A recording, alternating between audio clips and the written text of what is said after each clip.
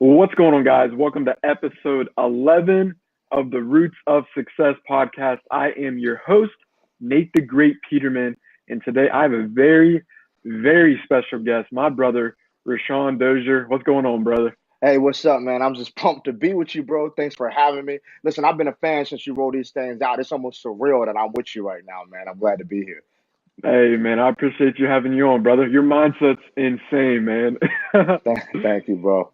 Heck yeah, bro. But for those of you who might be wondering, who is Rajan? Who is this guy? I want to know more about him. Basically, from the concrete to the come up, Rashawn Dozier, RM, was raised by a single mother in some of the roughest low income house projects in the state of West Virginia. There, he was exposed to poverty, drugs, and violence. It wasn't until his freshman year of college that he realized the conditions he grew up in were more mental than physical. The mindsets of the people he grew up with and around kept them stuck in a cycle. He came to the realization that your mindset will either set you up or set you back. Upon earning a master's of business administration, he decided to use his gift of communication and expertise of mindset mastery to help people from all over the world. Today, through his hashtag Mindset Monday videos and keynote presentations, RM helps people tap into their inner superhero by leveraging the power of positive mindset. Man, I feel like I just did an affirmation there, bro. Bro, I'm like, you're reading, I'm like, who is that guy, man? That's awesome, man. I'm like, who's that dude? I want to hear from him, man. I'm telling you, bro. But man, I mean, just based off, what I just read, bro. I mean, obviously you have one heck of a story, man. So sort of, give me the RM version of it, sort of the behind the scenes of how you grew up and sort of, where you're at today, man. Nah, man. Well, look, at the end of the day, as you said, man, I grew up in one of the roughest, most low income housing developments in the state of West Virginia. And raised by my single mother, like my dad was around and would go on to have a great relationship with him. But when I was younger, I didn't. So it was just my mom, my brother, and I. And no joke, man. I guess when you're young, I didn't know how poor we were, but we were pretty poor, and not just you know financially, like mindsets were off. Everybody that I was around, negative, the vibe was down, and it was nothing for me to come home, man. And mom wouldn't be there. She worked a lot, so it would be me taking care of my brother. I'm like 8 years old, and we would Yeah. go without, man. Yeah, or we would wash our clothes sometimes in the sink because we didn't have $2 to wash it in the laundromat that was downstairs in our apartment, man. And or come home and drug dealers had shot the neighbor, killed him downstairs, man. So that's the kind of environment that I grew up in, man. There wasn't a lot of vision casting or talk about what you can be when you get older. It was pretty much day by day. We're just surviving, man. We're not thriving. We're just trying to make it to another day. And that was the mindset that I had. So it wasn't like, hey, man, you can be this. There was, and even if someone said that, man, who was modeling that when I was a kid? So I grew up in that. That's how I came up, man. So unfortunately for me, a lot of that carried over to my schooling. I mean, I'm just gonna keep it Mhm. 100 with you. A lot of that Yeah. carried over to my schooling. So I go into school and I excelled athletically, but in terms of academically, not close, man.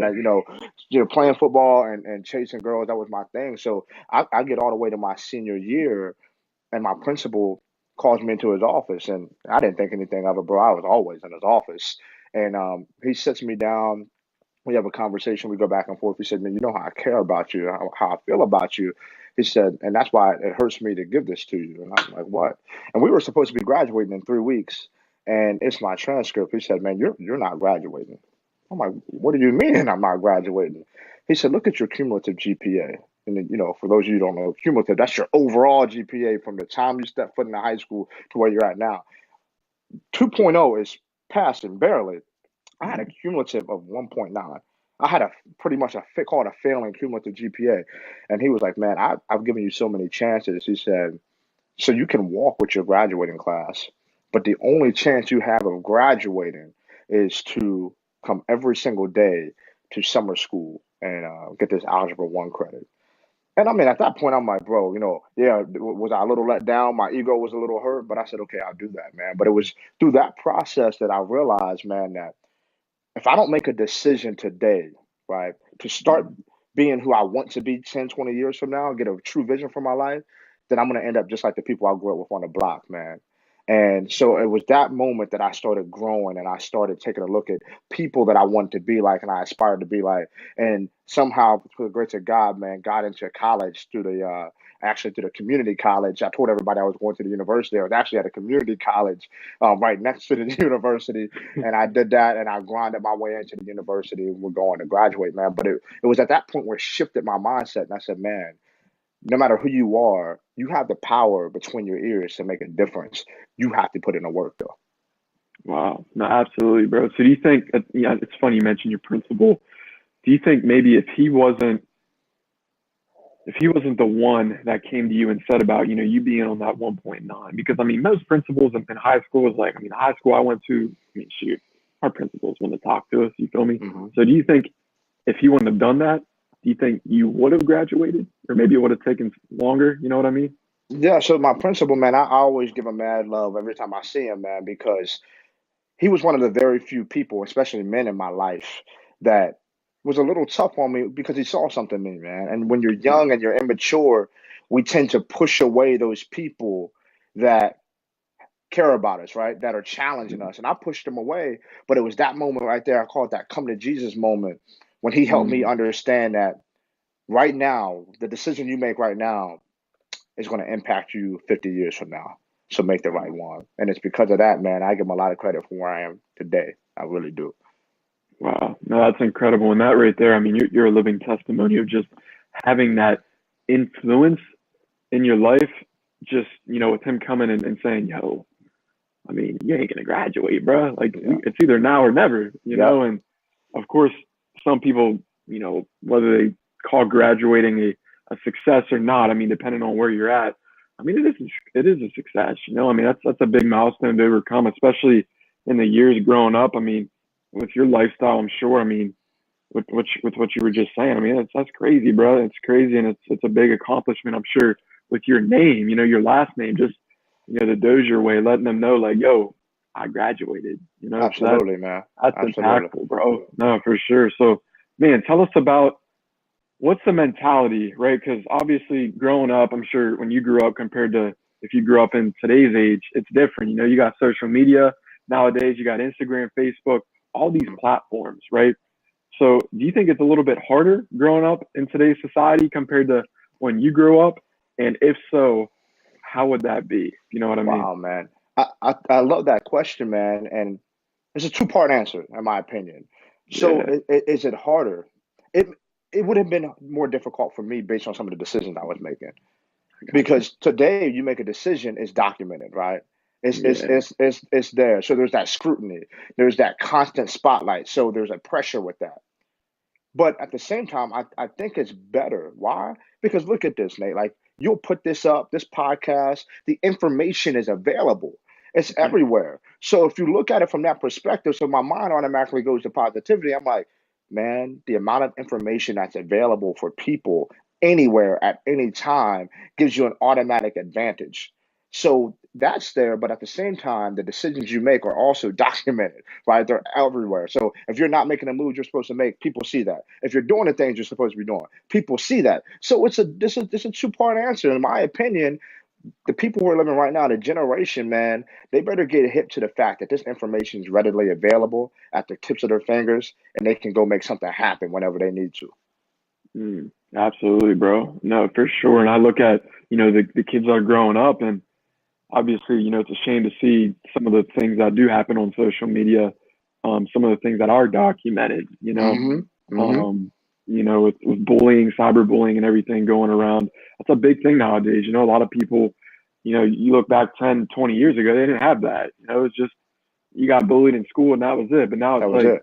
you got people getting harassed online and everything. And it's just crazy, bro, because, me being 21, I see that and it's a shame, man, because I just, I mean, I grew up not with obviously the smartphones and everything. I didn't really get a smartphone until I was in high school, really like 11th or 12th grade. And I just see these kids now, getting famous and everything on Instagram and everything. And it's just insane, man. And they're not like, I don't know, I'm no one to judge or anything, but they're not really even that talented, you know? Yep. Like they're over here doing it, making all the mills in the world and driving the cars, and it's like, man, are you serious? So I Right. guess, man, bro, for you, obviously being a speaker, enlightening the youth and everything like that, empowering them, and you seeing, some of these people coming up that maybe you don't necessarily see how they're doing it, or like what, like Hmm. what do you, I guess, take? What's your take on that in that aspect of things? I think that's dangerous, man. Yeah. That's so dangerous because we have become even more of a visual society. So I see your moves, I see everything you're doing on your gram, on Snapchat, right? I see everything, but what I don't see is how you did it. What Mhm. I don't see is the process. I see the post, not the process. The post, not the Yeah. process. And we're getting so caught up at the culture on wanting what we see in the post, but not wanting what the process was. Like, I see you, man, my man Nate's making mad moves. He's all over the place. The posts are looking great. But what people aren't seeing is I was up at 3 in the morning in the airport. What people aren't seeing is I was on a conference call. What people aren't seeing is what you're sacrificing. So there's danger in that. And the problem is as you mentioned, there's a lot of kids. And I call them kids. I'm an old man these days. I'm 30. I see a lot of young kids making big moves. They have influence, but what they don't have is that stability to stand on and say, man, this is what I built and this is why I look like this. So they have the influence, and there's dangers to have influence when you don't have that responsibility as to what to do with that influence. And now you have generations of kids who aspire to be YouTube celebrities for just Yeah. doing reckless stuff, right? So Right. what I'd say, man, to that generation coming up and you want that influence, but you have to be on purpose with that. So it's like, okay, I want the influence so that I can impact people in this way, or I want the influence so I can change the world in this way. Because to have the influence for the sake of having influence is insane. Like you have to have influence, and with that influence, there's a responsibility to make people's lives better. So no, it's dangerous, man. I see the kids from YouTube rolling up, man, sweet whips and all that, but I'm like, what do you actually do? How are people's Yeah. lives better? Don't just entertain me, empower me. There's there's a difference. Like empower me to be better based on this. Don't just entertain me with your channel. That's cool, it's cute, but what are you really doing to benefit my life? So there's danger in that. Nah, straight up, bro. I mean, you see it all the time, and it's like the materialistic things they get caught up in, and especially with us youngins. I mean, I know people that post all the time about that, and I'm just like, me personally, I mean, I post all the time on like Instagram and everything. Not as much as what I should. I do on Snapchat, but I'm not gonna be, stunting around like, hey, I got a Right, Rolex. You feel me? Like, I'm not gonna right. be, taking a picture in front of a car that's, hey, I just bought a new whip, when realistically I just rented the whip. Absolutely, absolutely. Like it's But you just but you insane. see that. But you see that, Yeah. Nate, all the time, man. And it's crazy because not only are you putting off a false image to other people, you're selling yourself short. Like there's nothing wrong. Like I'll be honest, you're selling yourself short by doing that. Because I believe in this, man. There's a difference between faking it and faith in it. Like faking it is like what you just said. Like I'm gonna go rent the Lambo with the homies in Miami and take pictures for likes. And Josh Hatch said something crazy. He said, "Man, you can't deposit likes. You can't deposit likes." And that changed the game because you're faking it. You're out here doing stuff for likes, but faith in it's like, you know what, man? I know that I've been gifted with everything that I need to one day buy that. So what I'm gonna do is I'm gonna go by the Lambo dealership. I'm gonna take a look. I'm gonna get refocused, and I'm gonna go get back to work because I don't want to post it unless I can show you the pink slips like, yeah, I bought it, right? So people are selling themselves short because they're faking it and they're getting a validation from the likes when really you can't deposit those. What you can deposit is that work you put in, and that will all come back and be tangible. But people are selling themselves short, bro. Nah, straight up, bro. Like it's funny because you look at, what if they had, somebody that, let's say they're buying likes, they're buying all these views and everything like that. But if they didn't have that to their advantage, and it's crazy because it works, bro. Like I personally know people that have gotten verified just to get verified. I know people that have just blown up just to blow up. Like I know people that do that, and it works. Like Hmm. it really works. But I think about, man, what if they only got, I don't know, 100 views, right? Maybe 50 views. Would they still stick with it? Would they still be consistent? You know what I Wow. mean? I look at you, bro. Like you're over here. I look at your Instagram. I mean, you blowing up, bro. You getting views. You getting them followers. Like obviously, you know it's a process, right? You Yeah. being 30 years old. I mean, you've seen uh, things. I'm sure some people wouldn't want to see, right? I mean, Hmm. you've lived through some things. I'm sure most people wouldn't want to live through. So it's like you're a living testimony of that. So I just look at that, and I look at the kids that are quote unquote doing it, and I just it's hard to believe, man, seeing what if they didn't have as much as a quote unquote impact, like a false impact compared to realistically what it is, bro. So yeah, man, I look at you, like I said, and you're killing the game. And I guess for you, bro, like, man, tell us about your journey a little bit more. Obviously with you being a speaker and empowering the youth, and I know you do some stuff, with your church and everything like that. Hmm. Tell us more about that and really, what you got going on with it, man. Yeah, man. Bro, your perspective is so spot on, man. And you have to ask yourself, what's it for? Like, what's it for? Like the things that we have, to me, we can use the things that we have as tools to benefit people, right? Or tools to show people that we have something we don't have. Like, what's it for? And I look at Instagram as a Yeah. tool. Like, wow, if I were going to reach people around the world even 15 years ago, I would have had to physically be there or write a book and just pray that somebody sees it. And I said, man, this is a tool to really be able to impact people in a real way. But to your point, there's a process with this. Like, don't get me wrong, I've made videos. I'm just now starting to really get some of the responses that I wanted a year and a half ago when I started. But Yeah. it's like, can you keep doing what you're doing when you're getting 100 views? Can you keep doing what you're doing when nobody watched that video that you loved? Can you keep doing it? And I think when you can hang your hat on what's it for, you can do it regardless, whether it gets 1 view or 1 million views. It's like, I know that God's gifted me with the ability to connect, communicate, and empower people. So this is for that. Like my gift is not for me, it's for the world. So yeah, so waking up at 4:30 in the morning, because bro, I'm still employed full Wow. time on top of trying to build a business. I still do a ton at my church, and my heart's at my church with the young people there. So all the stuff that I'm doing is one of those things I can look at and be like, man, I would love to just see if I can buy 100,000 views. That would be so much easier. But would I enjoy it though, right? Would I enjoy that? Because I just bought that as opposed to earning it. So it's going through that and just look, this is what it's for. Like when I wake up, my life is not for me because legacy has nothing to do with how many views or how much money I have in my bank.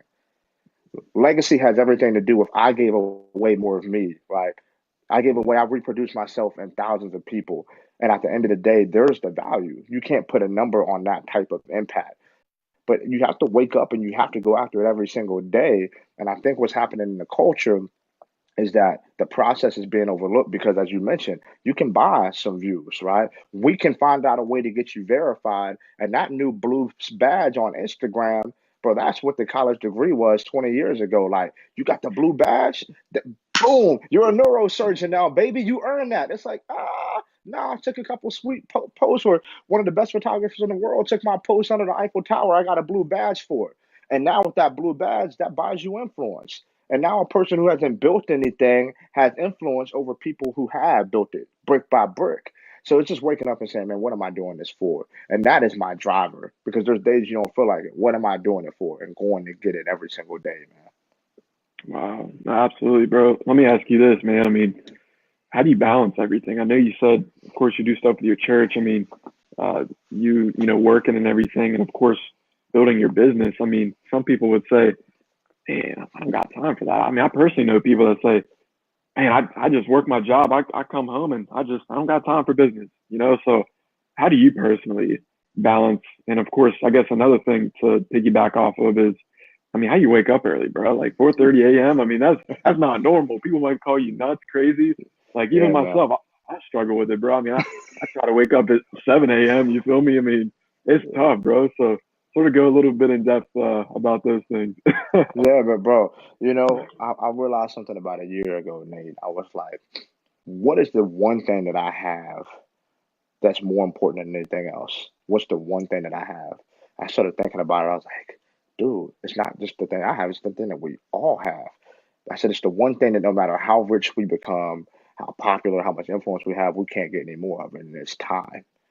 I was like, bro, it's time. Like we all, the richest people in the world, the brokest people in the world, the most successful to the ones that are, the least successful, we all get 24. So what are you doing with your 24? And I said to myself, man, I really started looking. I said, man, I am wasting more time. I'm being busy. I'm not being productive. So I said, okay, how can I how can I maximize and squeeze every bit of juice out of the orange I have, which is my day? And I said, bro, I have to wake up earlier. Because I was waking up at 7 as well, like 7, getting down to my office and working. I'm like, yo, waking up at 4:30 gives me an extra 2.5 hours gym, right? Because the body's important. It doesn't matter how much success you have if you're not healthy enough to have it. And it's Right. like, so my body. And then what that does, I'm buying back time on the back end. So when I come home at the end of the day, I'm with my family. Because what does it matter if I build a business or I'm encouraging and helping people at my church if my wife resents me and my kids don't know me? And I believe it was Inky Johnson that said, man, that's the type of stuff that makes people public successes and private failures. And those that word, that statement haunted me. And I said, I want to maximize everything. So at the end of the day, I don't believe in balance though. I don't think that your life has a balance because my balance may look completely different for you. So with me, it's like, how do I include the people I love in what I'm doing? Because it's oftentimes when we don't include the people we love, we start making these moves, and then we get so far ahead of people that we've lost the people closest to us. So how can I include my wife and my kids and my friends and the kids at my church in my success and my growth? Because I know where I'm going and I know what it takes to get there, and maximizing my time has been the thing that's really taken me to the next level. And I just don't have the time to wake up at 7 because that 2.5 hours I need in the morning, like I have to get that my prayer time, my workout time, and I get that flow going into my day, and it really sets the tone. Because my win at the end of the day isn't, man, how many hits did your YouTube video get, or man, how many speaking gigs did you get? My win at the end of the day is my kids and wife are happy to see me come home at 5:30 and they know that they get my undivided attention. That's my win. But I know that it means waking up at 4:30 because when I don't, somebody's going to lose, and I never want it to be them. Wow. Yeah, because I mean, if you stuck with waking up at 7, you wouldn't have that quality time in the evenings that you would want with your family. And Absolutely, man. like you said, I mean, that's a big W in your books. And no, I mean, I think, man, that's a huge key right there. What you just said, just the importance of. I mean, obviously we all have 24 hours, but just waking up early in general. Because even myself, I mean, I catch myself up like sometimes up until midnight. I'm just like, man, and I might not wake up till 7, 8 a.m. And I'm thinking, man, if I would have woke up at 4:35, you feel me? I could have went to bed at 9, you Yeah, know? straight up. And no, that's important, bro. So I guess another thing, in terms of sleep, um, I mean, shoot, because I know, we sometimes wake up and it's like, man, I set the alarm last night, man, and I wake up, I feel like a whole nother person. Who set that alarm? I set that alarm. Like, I don't remember that, It's Yeah, like a straight whole up. new mentality. Hmm. So how do you sort of mindset wise, right? Your mindset is one thing when you hit that alarm to set the time, but your mindset's a whole nother thing just because you sleep, right? Hmm. So Yeah. like how do you sort of break that in your opinion to Wow. really sort of overcome that? You know what I mean? Yeah, man. Look, your routine negates results. Like your Ooh, routine negates results. And it's overcoming what you don't want to do, man. And they said that discipline is doing what you said you were going to do long after the feeling you had when you said it is gone. And it's like I set that alarm at night, feeling good, like motivated for the next day, knowing what I need to do. Boom, boom, boom, gym, this, that. But 4:30 rolls around, man. No matter what time I go to bed, 4:30 rolls around, and I always need more sleep. mm, What's your routine? What you do today, right? Is your future self going to thank you for what you're doing right now? And I say that to myself, like that alarm goes off. I'm like, do I get up or do I hit the snooze? Most people would hit the snooze and they think that extra 8 minutes of sleep. 8 minutes has never made you feel better. And I know that. I can hit it 15 times, it's not going to make me feel better. And I say, I can't, just like I want to end my day with the win, I want to begin my day with the win. And it's a mental thing. It's just this little shift that I did. I said, let me put my feet on the ground right now because my mind's saying not to. Does my mind control me or do I control it? And I said, I'm going to put my feet on the ground right now and start with the win. That's what I had to start doing. I'm going to start with the win. And 4:30 in the mornings, turn off the alarm, 3 deep breaths, put my feet on the ground. That's a win. Because once I put my feet on the ground, now the day is at the mercy of me. Because if I wake up and then I hit that snooze button, I'm at the mercy of the day. And I've noticed a difference in my mindset and my confidence. I feel like I'm living life moving forward when I get out of bed on my own terms. But if I hit that snooze button, I go back to sleep, I feel like everything is coming at me and I'm on my heels. I never like to start the day on my heels. I want to start it moving forward with that confidence that I just got to win. So what else am I going to win today? Man, I have that swag. I have that confidence. Who can I impact today? That's why I get up at 4:30 because yeah, I want to hit the snooze button, but I have to start with the win, man. Your routine negates results. And listen, you look at people that have massive success, and they have incredible routines. It never fails. And I look at people that, man, they're talented, they could be better. They don't have any flow. They don't have any routine for their day. So that 4:30 mark is important for me, literally, to win my day. Have to. Wow, man, no, absolutely. That's huge, and I feel like a lot of people that could really apply that to their lives, especially the listeners, who are listening to this right now. Because I mean, I'm a living testimony of it. I'm guilty of, waking up late, and I don't know. I've always been sort of a night owl, but like you said, and I like what you said there. You take 3 deep breaths, and then you just like stomp, and you're on with your day. Like that's your first win, and I never looked at it that way before, to be honest with you. But all right, man, that's some great stuff, bro. For real, I like that, You man. should So try it out, man. yeah, I'm gonna definitely try that out for sure. And I'm gonna wake up tomorrow morning. I'm gonna be like, hey, I'm gonna do this 3 deep breaths. I'm gonna be like, hey, I'm chilling today. You feel me? Nate, they're great going and kill stuff, bro. That's how it's that little mental shift, man. I'm telling you, bro. Nah, no doubt, man. So, man, tell us about what you got going on, man. I see you speaking, in the schools and everything, and Mhm. of course with church and everything got going on there. So, tell us more about that, man. Yeah, man, I'm just super pumped, man. Super blessed. I mean, I never in a million years would have thought that I would be able to operate in my gift. It's one thing to have a gift and know that you're good at something, but Yeah, it takes a sense of faith to step out and operate in your gift, like what you're doing, man. Traveling the country, making the moves, operating in your gift, and I'm blessed to be able to do that, man. As you said, man, I've been in tons of schools. I get a chance to do a lot of leadership stuff, but lately I've been doing a lot of ministry work. And that's one thing. It's just understanding what I told you about my upbringing. I never would have thought that in a million years, man. So my heart really lately I shifted to how can I bring more value to the kids that entrust me at my church. And so I'm excited to be doing a lot more with them, man. Every Thursday I get a chance to spend time with them. But then outside of that, lately I'm like, okay, I know that mental health's a big deal in this culture. You talked a little bit about it, man. I mean, the pressures, the anxiety, the depression that people are getting based on the scrutiny that they're under 24/7, man. The lack of confidence in the culture. And I'm like, what can I do? So I've been going deep on mindset lately, man, and how your mindset will set you up to win or to set you back. And so I've been crafting programs that are going to be rolling out soon. I'm super excited about it, man, that can help you step by step shift your mindset, right, from where you're at to where you want to be and unlock that superhero that's inside of you. So, man, I'm doing a little bit of everything right now, as I said, but the two things that I want to do going forward, I want to spend a lot of time at my church, but I want to have resources available, not just making Mindset Monday videos that I love, but I actually want to have some practical stuff that you can take and be like, okay, step one, wake up in the morning, put your feet on the ground. But then build out what that looks like, how to visualize yourself, how to be disciplined, how to master your mind. Because I think if you can master your mind, you can master your life. ooh, straight up, bro. So it's like literally you're laying out the blueprint um, for these people, Yeah, and a lot of people they need a blueprint.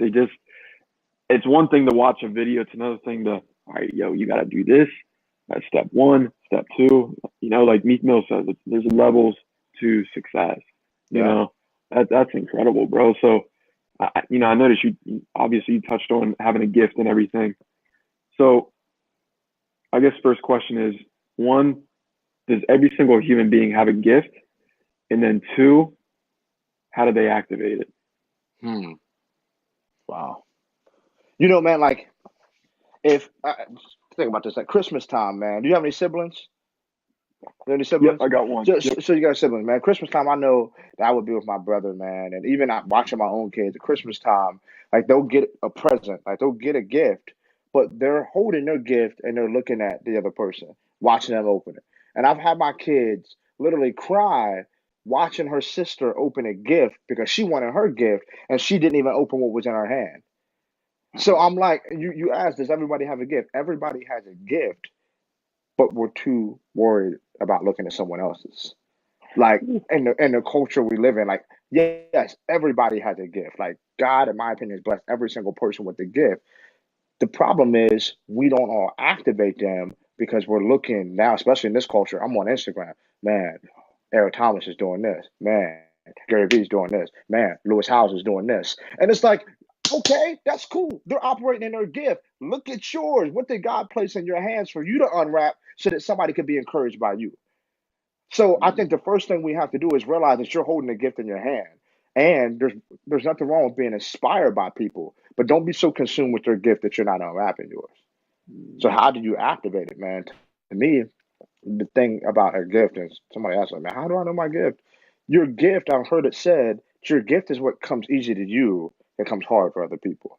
So what comes easy to you that may come more difficult for other people. So for me, I like communicating. I don't mind standing on a stage and sharing and inspiring. But then for other people, I mean, the thought of them standing on a stage makes them anxious, gives them anxiety. So I'm like, oh, that may be my gift. And for somebody else, they may love being around kids, man. And other people are like, I don't really want to be. Maybe their gift is to be an awesome parent, right? And within that, not just being a mom, but building the next generation of young leaders. You can do multiple things with that. But yeah, activate the gift. To activate it, man, oftentimes your gift may make you uncomfortable. Like you may recognize it, but then to operate in it may make you uncomfortable. And you have to be willing to get uncomfortable to grow. Like I remember my wife getting pregnant, man. Everything was good in the beginning. Everything was straight. Bro, she got about a week out from having a baby. She was miserable, couldn't sleep, couldn't move. And it's like, but the best thing that ever happened to us is when our daughter was born, she birthed it, but she couldn't birth the baby until she was first uncomfortable. And that's just like our life, man. We have this gift and like, oh man, like I think that I want to start my own podcast or I think I want to start that YouTube channel or that nonprofit, but man, I don't know. And I'm a little uncomfortable and you have to, in order to birth it, you have to be uncomfortable, man, because nothing that has impacted the world has ever come easy. So man, first to answer your question, man, let's recognize that yes, you have a gift. Everybody has a gift. It's in your hands. Stop looking at other people's gift and then take time to activate it by being uncomfortable, man. Recognizing that, listen, if you're going to do it and you're going to be great, you're going to be uncomfortable, but it's not going to be in vain, man. You're really going to bless people in a big way. No, absolutely, bro. And we have like again, there's so many distractions, Uh-huh. social media being a big part. Even myself, I catch myself looking at, people like, Eric Thomas, some of the big time speakers, big time Uh-huh. entrepreneurs that are killing it. And obviously it's okay to be a fan, right? A supporter, but it's like if you're just nonstop, man, did he Mm-hmm. post already? I gotta turn my post notifications on. Oh, okay. Yep. Oh, he posted. Like if you're nonstop doing that, then it's definitely harming you, bro. No, that's fire, man. So public speaking is, I'm sure is I think the number one fear in the world, right? Yeah, man. People would rather die. Literally, like the fear of death is after public speaking than to speak. Yeah, man. That's crazy, man. Like, and it's just getting up in front of people, but people develop such a nervousness and like anxiety, right? And it's funny. I had a Freddie Fry. He was on a podcast last week, and we were talking about the importance of is it okay to be nervous, and he was saying about it is okay to be nervous, but as long as you can really just control that in a Mm. sense and not like break down, and I totally agreed with him on that. So it's as you being a speaker and speaking to all these different audiences, like in the church to kids. I think I saw you at an outside event, Yeah. several of them. What's the, what's the different atmospheres like? Do you have to adjust differently? I'm sure the message, doesn't necessarily need to change or adjust, but do you have to adjust maybe your body or mentally to the environment, if that makes sense, to really just getting it out there? You know what I mean? No, no, absolutely, man. And Honestly, I think Freddie's spot on, man. That podcast was dope, by the way. I think he's spot on, man. Like, yeah, be anxious, be nervous, but you have to learn how to channel that. And yeah, your flow will still change depending on the stage you're on or the room you're in. But the one thing that I think has to remain constant is your energy.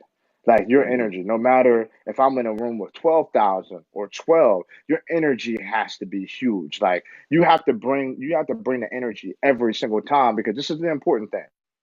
People emulate the energy that you radiate.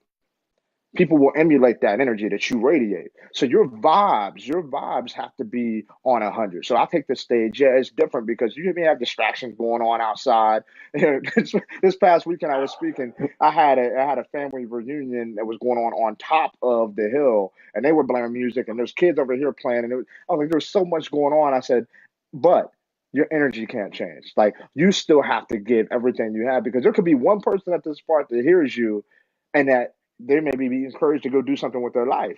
But yeah, you're going to be nervous no matter the stage you hit. And I know public speaking people freak out, and I say it's not that big of a deal. But people will emulate the energy that you radiate. Okay. And just remember, man, when you're on the stage, man, whether it's on the stage in a classroom in front of people or just in life, man, bring good energy. Bring good energy, man. My goal is to when people walk into my presence, if they're on a 5 with their energy, I want them to at least be on a 6 when they leave from me because in that instance, like if I can give you that exchange, you were better just because you were around me, and that's my life's mission. Like, are people going to be better because they were around me? So like, if you came into this podcast on an 8, man, I want you to be on a 9. Like, bro, I got something out of that, man. His energy was good, his vibe was good, and then now you feel like you can pass on some energy to somebody else. I think that's how we're gonna make the world a better place, man. So that's my mindset when I'm on a stage. All the stuff going on around me, or even internally, I'm just like, man, how can we make people better? It's all about that energy at the end of the day. Because even I think about it too, like all those distractions, especially when, like you said, you had a family reunion up at the top of the hill, and Yeah.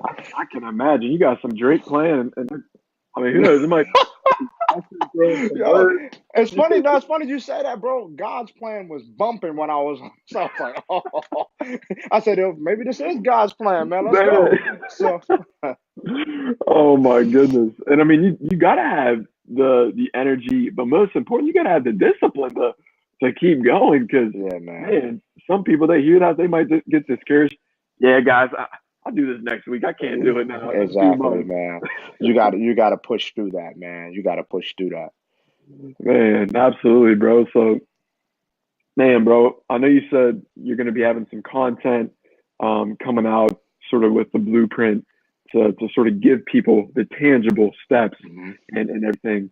Do you have a projected date or anything on when that's coming?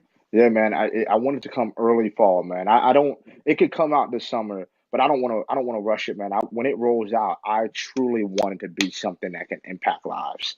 Like I want people to be able to get it, apply it, and see results. So I don't want to rush it, man. So I say fall 2018. Fall 2018, heck yeah. And will that be on your website or? Yeah, man. So what I'll do is I'm gonna blast some stuff out on Instagram, Facebook, on social. In fact, man, that Instagram TV is crazy. So that's gonna give me that lengthier platform to be able to share within that. But I'll have the packages and everything out on my website. Okay, perfect, bro. No doubt. Yeah, I'll put the website as well as what's your social username again? Yeah, man. RM_Dozier, Dozier. So link up with me, man. I'm that person that likes to go back and forth on my content or even in the DMs, man, and just share with you, man, because I love hearing from people like, oh, you like this? Oh, I may be able to create some content just based on this piece. I didn't even think about it like that. So hit me up, man. I'd love to share it with you. Heck yeah, man. I'll attach the social links in the description below. And yeah, Rousawn, he definitely replies a lot. I mean, we reply to each other's stories like all the time. So if you're in need of any help or maybe speaking tips or hey man, if you're trying to get into that course that he's got dropping, I mean you can feel the passion and the energy already from, RM. So I know for a fact that's gonna be absolute heat, man. Thank you, bro. Thank you, bro. Heck yeah, bro. So yeah, man, I really appreciate you having, yourself on here. It definitely means a lot. So, man, if you could just sort of, I guess, give the viewers one thing that they Mm. can not just hear, because it's one thing to hear a message, it's one thing to just sort of absorb, but now they need to sort of like squeeze that sponge a little bit. You know, Mm-hmm. what can you lead them with? Whether it's a quote, whether it's some message you have for them, to sort of end it out of here today, bro. Wow. Wow, man. That's such a strong question, man. I'll talk to you soon. I'll talk to you soon. That's my thing when I see people, whether I haven't seen them in a while or I saw them just a couple of days ago, but hey, we'll talk soon. And I saw a friend recently, and we hadn't seen each other in a while. Man, we went to school with each other. We hadn't seen each other in a while, and we talked. I said, man, gave him a hug. I said, I love you, man. I'll talk to you soon. He said, absolutely, I'll talk to you soon. Um, this was probably about a month ago. Just last week, he passed away. Wow. He passed away in a motorcycle accident. So I'll talk to you soon. Soon should be now. Like now. What can we do now? How are the experiences that we're having, the relationships we're having, the conversation we're having? How are people getting better right now? Being present with the intent of being valuable in the future. Like, how can I be present? Like, right now with you in this conversation and say this content is going to impact somebody in the future, but I have to be present with you now because tomorrow is not promised. So many of us delay our dreams thinking that we have time, and we never know when it's up. So my challenge to you is shift your mindset from saying I'll do it to I've done it. I'll do it to I've done it. Because when you can say I've done it, like if I'm like, hey man, we'll do the podcast next week. No, let's say we've done it. Next week, let's say we've already done it. And have some intensity, man. Have some urgency about yourself, and you'll really see your confidence shift, your mindset shift, and nothing will be impossible to you. Straight up, bro. You heard it from Rousawn M Dozier.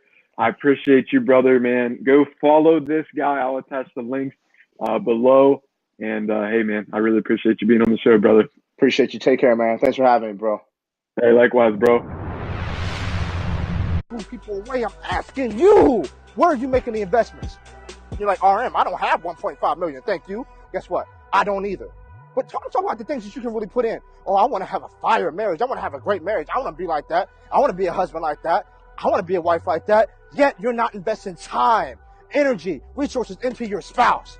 Oh, I want a spiritual relationship like that. I want a relationship like that with God. I want to be in my Bible. I want to have an intimate relationship. Yet you read your Bible for 15 minutes in the past 15 months. How does that work? You want to be an incredible parent, yet you're not investing in time. You're missing softball games. You're missing basketball games. You're missing dance recitals when you could be there. You're not making the investments, yet you want to withdraw. Yet you want to be great, but you're not making the necessary investments. Come on, I'm asking you. Challenge yourself. I know I'm challenging myself personally. I said, RM, where can you get better? Okay, this is where I want to get better. Put in the time. Make the investment. I'm challenging myself, so I'm challenging you.